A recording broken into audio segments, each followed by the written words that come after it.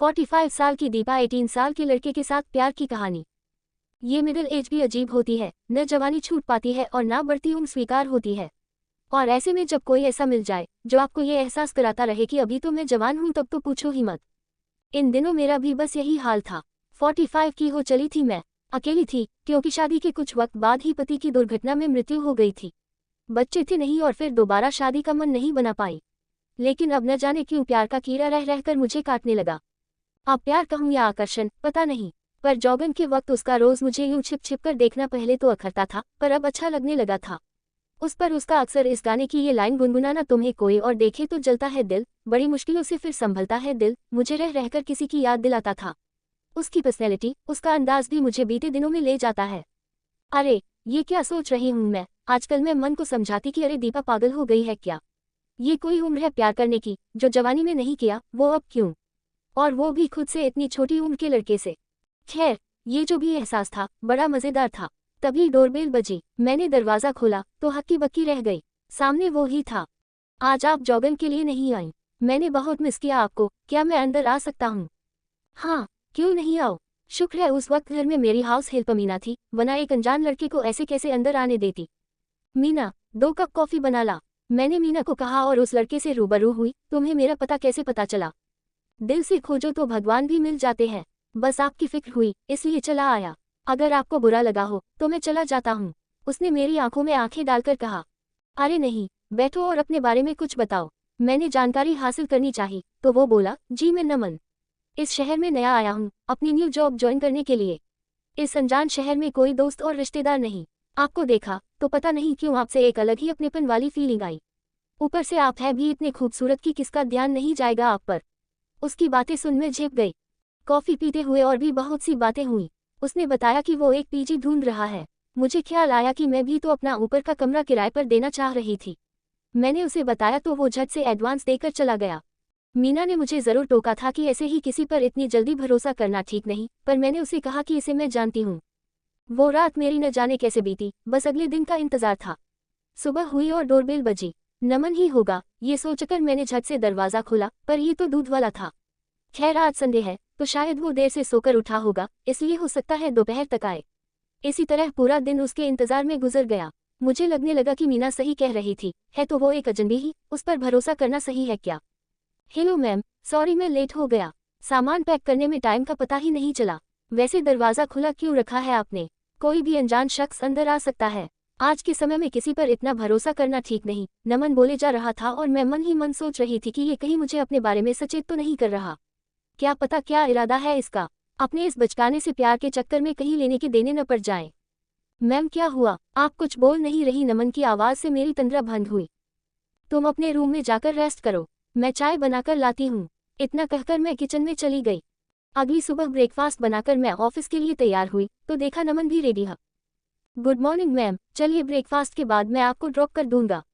मेरे ऑफिस के रास्ते में ही है आपका ऑफिस भी, नमन ने कहा। उसकी बाइक से उतरते हुए मेरी ऑफिस कलीग निशा ने मुझे देखा। तब तो उसने कुछ नहीं कहा, लेकिन लंच के वक्त उससे रहा नहीं गया। वो बोली, वाह दीपा, आज एक अलग ही ग्लो है तेरे चेहरे पर, क्या बात है? कौन था वो हैंडसम बॉय? निशा, तू भी न, वो मेरा पेइंग गेस्ट है, ऑफिस जा रहा था तो उसने मुझे भी ड्रॉप कर दिया। मैंने थोड़ा शर्माते हुए जवाब दिया। यूं ही कुछ दिन मन को गुदगुदाते हुए निकल गए। इसी बीच मेरी भांजी का फोन आया कि वो कुछ दिन के लिए मेरे पास आ रही है। बस फिर क्या था, मैं लग गई उसके स्वागत की तैयारियों में। मैम, आज कोई स्पेशल आ रहा है क्या? इतना कुछ बनाया है आपने? नमन ने पूछा तो मैंने जवाब दिया, मेरी बड़ी बहन की बेटी कविता आ रही है कुछ दिनों के लिए। मैं कहीं कभी ना बन जाऊं तेरे प्यार में ए कविता। ये गाना गुनगुनाते हुए नमन अपनी ही मस्ती में रूम में चला गया। मुझे हंसी आ गई उसके बचपने पर। हाँ, वैसे देखा जाए तो बच्चा ही तो है वो, मेरी कविता का हमउम्र, और मैं ये क्या एहसास पाले बैठी हूँ उसके लिए। मन में ग्लानि भी होती है, लेकिन इस दिल का क्या करूं जो एक अरसे बाद फिर धड़कने लगा है। मासी, मैं आ गई, कविता की आवाज से मैं चौंक गई। डोरबेल की आवाज ही नहीं आई, दरवाजा किसने खोला? मैंने, नमन ने कहते हुए कविता का सामान उसके कमरे में रख दिया। वाह मासी, लड़का तो बड़े काम का लग रहा है। मम्मी ने बताया था मुझे आपने पेइंग गेस्ट रख लिया है। वैसे आपने अच्छे से छानबीन कर ली है ना इसके बारे में? कविता के आने से अलग ही रौनक हो गई थी घर में। नमन भी काफी घुल मिल गया था सबसे। मैंने भी ऑफिस से हफ्ते भर की छुट्टी ले ली थी। देर रात तक हमने खूब बातें और हंसी मजाक किया। अरे नमन, तुम्हें कल ऑफिस जाना है ना, सो जाओ वरना आंख नहीं खुलेगी सुबह। मैंने कहा तो नमन ने बताया कि उसने भी छुट्टी ली है। मुझे थोड़ा अजीब और अटपटा लगा। मैम, मैं आपको बताना भूल गया था कि मेरे पापा भी मुझसे मिलने आने वाले हैं।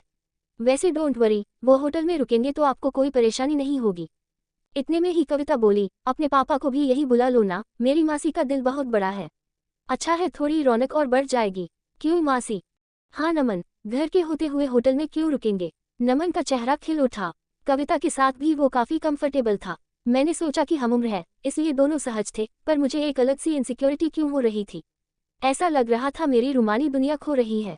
खैर, अपने दिल पर मुझे काबू रखना चाहिए। अगली रोज कविता मेरे साथ किचन में थी कि इतने में नमन भी आ गया और उसने जिद की कि आज खाना वो बनाएगा। मेरे लाख मना करने पर भी वो नहीं माना, तो कविता ने कहा, मासी बनाने दो, कल ही कह रहा था कि मैं बहुत बढ़िया खाना बनाता हूँ, आज इसका टेस्ट ले लेते हैं। इतने में डोरबेल बजी। मैंने दरवाजा खोला तो सामने खड़े शख्स को देखकर हक्की बक्की रह गई। जाना पहचाना चेहरा, बालों में हल्की सफेदी, लंबा कद, एक मिडिल एज का हैंडसम बंदा मेरे सामने था। दीपू, पहचाना नहीं क्या? इतना भी नहीं बदला हूँ मैं। रौनक, तुम? तभी पीछे से नमन की आवाज आई, पापा बहुत मिस किया आपको। Love you. अच्छा, तो ये तुम्हारा बेटा है? तभी इसे जब भी देखती थी तो लगता था कि इसे पहले भी कहीं देखा है। तुमसे काफी मिलता जुलता है। आओ अंदर। रौनक ने वाकई घर की रौनक बढ़ा दी थी। वही मस्तमौला अंदाज था आज भी, जो कॉलेज में हुआ करता था। काफी लड़कियों का क्रश था वो। मैं भी उसके जादू से अछूती नहीं थी। वो अक्सर मुझे कॉम्प्लीमेंट देता था, जैसे नमन देता है। बिल्कुल बाप पर गया है। ये सब सोचकर मैं मुस्कुरा उठी तो कविता बोली, मासी नमन के पापा कितने हैंडसम है ना। आपके तो कॉलेज फ्रेंड थे ना, प्यार कैसे नहीं हुआ आपको उनसे? तू कुछ ज्यादा नहीं बोल रही? वैसे भी वो मेरे दोस्त नहीं, सीनियर थे कॉलेज में। काफी पॉपुलर थे और फ्लर्ट भी, लेकिन हेल्दी फ्लर्टिंग करते थे। तब तो आपसे भी फ्लर्ट करते होंगे। कविता की ये बात सुन न जाने क्यों मैं ब्लश करने लगी। अब मुझे समझ में आ रहा था कि क्यों नमन को देखकर मुझे रौनक की याद आती थी। ये आकर्षण नमन के प्रति नहीं, बल्कि रौनक से मिलते जुलते उसके अंदाज के प्रति था। खैर 4 दिन गुजर गए। हम सब साथ घूमे फिरे, एंजॉय किया। अब कविता और रौनक की वापसी भी नजदीक थी तो मन उदास हो चला था। फिर वही अकेलापन। नमन के प्रति मेरे मन में जो ऊहापोह की स्थिति चल रही थी, वो रौनक के आने से खत्म हो गई थी। नमन के रूम के पास से मैं गुजर रही थी कि तभी उसके कमरे से कविता की आवाज आई। मैंने खिड़की से चुपके से झांक कर देखा तो दोनों काफी करीब थे। नमन, अब हमको मासी को सब सच बता देना चाहिए। पापा भी यही है, तो जो सबको ठीक लगेगा हम वही फैसला लेंगे। कविता की बातों पर नमन ने हामी भरी और दोनों गले लग गए। ये माजरा क्या है भला? मैं इंतजार में थी कि ये दोनों क्या सच बताने वाले हैं। शायद यहाँ रहते हुए दोनों अट्रैक्ट हो गए होंगे एक दूसरे से। शाम को हम सब बैठे थे। नमन और कविता ने कहा कि वो दोनों कुछ कहना चाहते हैं मुझसे। मासी, दरअसल मैं और नमन 2 साल से रिलेशनशिप में है। नमन के पापा यानी रौनक अंकल भी ये बात जानते हैं और उनको कोई आपत्ति भी नहीं, लेकिन कविता की बात सुन मैंने कहा, तो क्या रौनक की मम्मी को ऐतराज है? इतने में ही नमन बोला, नहीं मासी, आई मीन मैम, कविता की मम्मी यानी आपकी बड़ी बहन नहीं मान रही शादी के लिए। एक पल को तो मेरा सिर चकरा गया कि ये सब हो क्या रहा है। फिर खुद को संभालते हुए मैंने पूछा, आखिर मानसी क्यों नहीं मान रही? तो रौनक ने बताया, दीपू, मेरी पत्नी को गुजरे अरसा हो चुका है और मानसी जी को ये डर है कि मैंने नमन की परवरिश अकेले की है और घर में कोई फीमेल भी नहीं, तो घर का माहौल और नमन न जाने कैसा होगा। मेरी हंसी छूट गई। मुझे हंसता देख सब हैरान थे, पर मेरा दिल जानता था कि मैं उन पर नहीं, खुद पर हंस रही थी कि थैंक गॉड मैंने नमन को अपने अट्रैक्शन के बारे में भनक नहीं लगने दी, वरना वो क्या सोचता मेरे बारे में। बाल बाल बची और मन ही मन रौनक को भी थैंक्स कहा कि उसने मेरी लाज रख ली। इतने में रौनक ने कहा, दीपू, इसमें इतना हंसने की क्या बात है? हमने नमन को तुम्हारे पास भेजा ताकि तुम उसको परख सको और वो तुमको इम्प्रेस कर सके। मैं हंस इसलिए रही हूँ कि मानसी तो इतनी ओपन माइंडेड है, उसको क्या हो गया। लेकिन आप सब परेशान ना हो, अपनी बहन को मनाने का जिम्मा मेरा और रौनक जी अब तो हम समधी बनने जा रहे हैं, तो मुंह मीठा करवाइए। मेरी बात सुनकर फिर सब चुप हो गए, तो मैंने पूछा कि माजरा क्या है। कविता और नमन ने कहा कि हम यहाँ सिर्फ अपने रिश्ते के लिए नहीं आए थे, एक और रिश्ता करवाना है।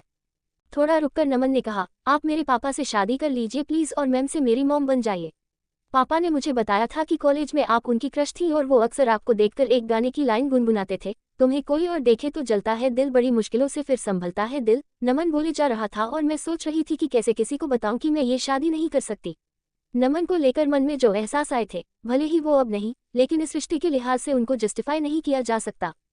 तभी रौनक ने कहा, पहले तुम लोगों की शादी होने दो, हम अपना जुगाड़ खुद कर लेंगे। शायद दीपा शादी का मन नहीं बना पा रही। खैर, सबके वापस जाने का समय आ चुका था। मैंने भी मानसी से बात करके उसे राजी कर लिया था। मैं फिर अकेली हो गई थी। बस मीना आती थी, काम के साथ साथ ढेर सारी बातें करके चली जाती थी। इसी बीच रौनक का फोन आया और उसने मुझसे मेरी ना की वजह जाननी चाही। मैंने बिना किसी लाग लपेट के उसे सच बता दिया। उसने बिना कुछ कहे फोन काट दिया। मैं समझ गई थी कि अब वो भी मुझसे शादी के लिए जोर नहीं देगा। तभी छुट्टी के दिन अचानक रौनक घर पर आ गया। उसके हाथों में गुलाब के फूल थे और चेहरे पर मुस्कान। मुझे फूल थमाकर वो जोर जोर से हंसने लगा। मैंने हैरान होकर उससे हंसी की वजह पूछी तो बोला, तुम कितनी स्टूपिड हो, इतनी सी बात के लिए मुझसे शादी के लिए मना कर रही हो। यार तुम नमन के प्रति नहीं बल्कि उसमें छिपे मेरे व्यक्तित्व के प्रति अट्रैक्ट हुई थी। तुम उसमें मुझे देखती थी, मुझे ढूंढती थी और अब जब मैं सामने हूँ तो पीछे मत हटो, थाम लो मेरा हाथ। रौनक ने मुझे रिंग पहनाए और मैंने भी इनकार नहीं किया। ऐसे ही वीडियो देखने के लिए हमारे चैनल को लाइक एंड सब्सक्राइब करें। Thanks for watching.